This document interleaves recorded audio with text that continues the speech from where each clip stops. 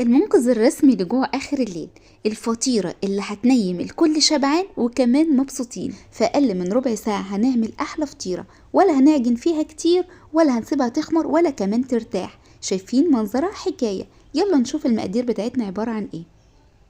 معانا هنا 3 كوبايات من الدقيق، والثلاث كوبايات دول هيطلعوا لي فطيرتين حجمهم وسط زي ما شفتوا في البداية.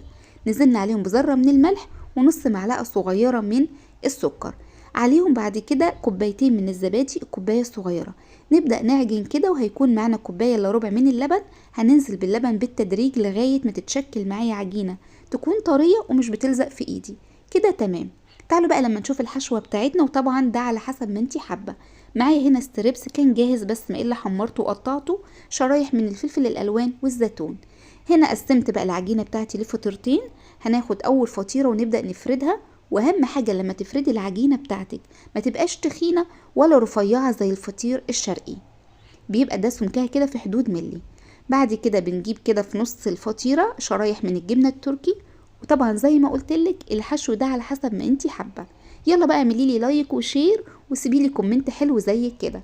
بعد كده هننزل بقطع الستريبس وعليهم شرايح الفلفل الالوان، وبعد كده هننزل بشرايح من الزيتون، وبعد كده الجبنه الموتزاريلا.